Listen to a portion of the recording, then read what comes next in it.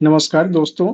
आज के ये 10 क्वेश्चंस बहुत इम्पोर्टेंट है क्योंकि ये बीपीएससी में कई बार पूछे भी जा चुके हैं और बीपीएससी 72 में इनमें से कई क्वेश्चंस एज इट इज आने वाले भी हैं क्योंकि ये सेम वही फॉर्मेट है जो बीपीएससी कंटिन्यूअसली यूज करती है।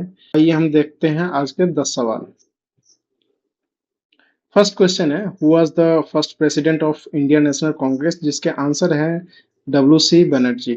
ये इंडियन नेशनल कांग्रेस का पहला सेशन 1885 में बॉम्बे यानी प्रेजेंट डे में मुंबई में हुआ था और इसके फर्स्ट प्रेसिडेंट वेमकेश चंद्र बनर्जी थे। डब्ल्यू.सी. बनर्जी नाम से भी जाना जाता है।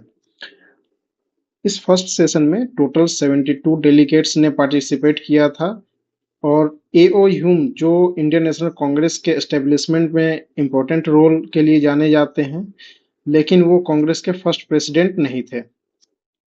इसलिए याद रखिए 1885 कांग्रेस का फर्स्ट सेशन और फर्स्ट प्रेसिडेंट डब्ल्यू.सी. बनर्जी।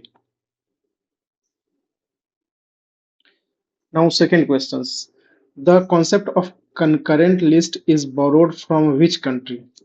इसका आंसर है ऑस्ट्रेलिया।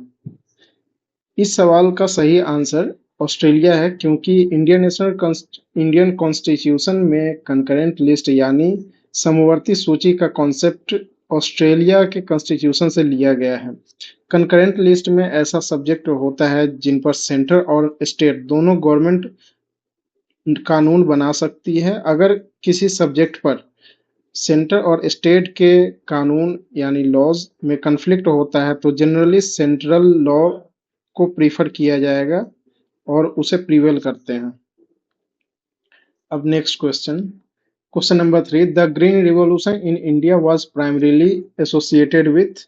इसका सही आंसर है व्हीट, क्योंकि जब भारत में हरित क्रांति यानी ग्रीन रिवॉल्यूशन हुआ था तो इसका कनेक्शन जो है व्हीट और राइस के हाई यील्डिंग वेराइटीज से था, लेकिन इसका सबसे बड़ा और अर्ली इम्पैक्ट व्हीट प्रोडक्शन में देखने को मिला।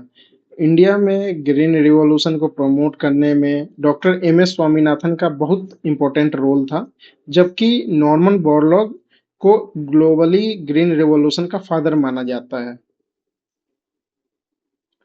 Now come to the next question, who was the founder of the Mauryan empire. इसका आंसर है चंद्रगुप्त मौर्य। चंद्रगुप्त मौर्य ने मौर्यन एम्पायर की फाउंडेशन अराउंड 322 बीसीई में रखी थी। उन्होंने नंदा डायनेस्टी के रूल को एंड करके एक पावरफुल एम्पायर की फाउंडेशन रखी। चंद्रगुप्त मौर्य ने पॉलिटिकल गुरु और एडवाइजर चाणक्य, जिन्हें कौटिल्य या विष्णुगुप्त के नाम से भी जाना जाता है, उन्होंने उनके एम्पायर बिल्डिंग में इम्पोर्टेंट रोल प्ले किया था। इसके बाद चंद्रगुप्त मौर्य के बेटे बिंदुसारा और उनके ग्रैंडसन एम्पायर अशोका ने मौर्य एम्पायर को और एक्सपेंड किया। Now fifth question, the largest building of Bihar by area is West Champaran.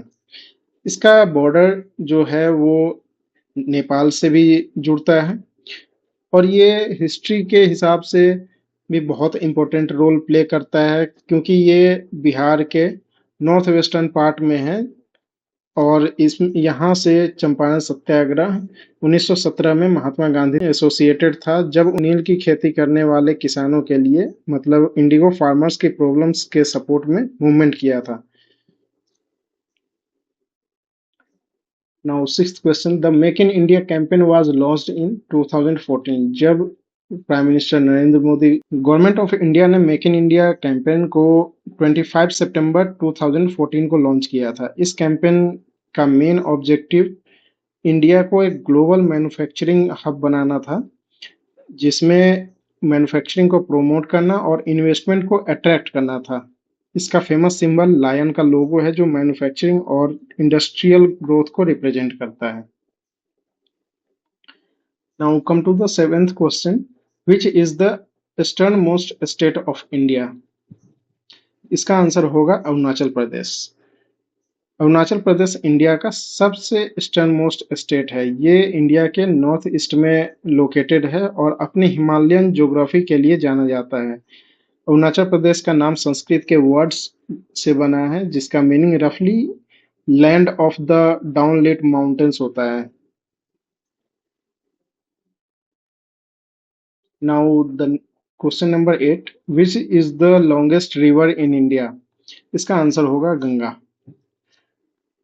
और गंगा इंडिया की लॉन्गेस्ट रिवर है। इसका ओरिजिन उत्तराखंड में गंगोत्री ग्लेशियर के गोमुख रीजन से भागीरथी के रूप में माना जाता है। देवप्रयाग में भागीरथी और अलकनंदा के कन्फ्लुएंस के बाद इसे गंगा नाम दिया जाता है। Now come to question number 9, the Dandi march was undertaken in? इसका सही आंसर होगा 1930।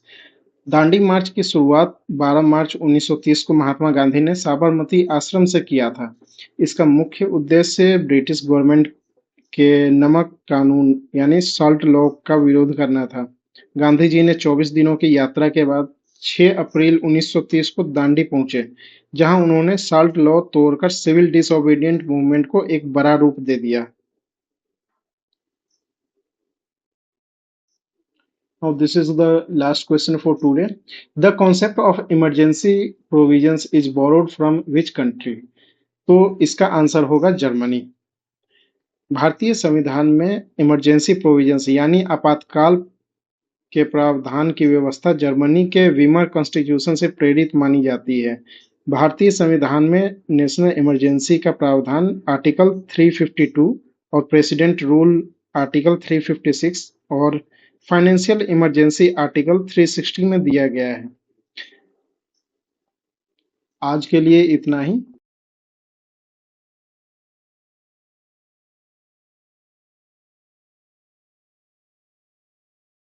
ये हमारा आज का सारा सवाल सही हो गया है। जो हमने 10 क्वेश्चंस अटेम्प्ट किए थे, पर क्वेश्चन 2 मार्क्स। आज के लिए इतना ही। आपका धन्यवाद।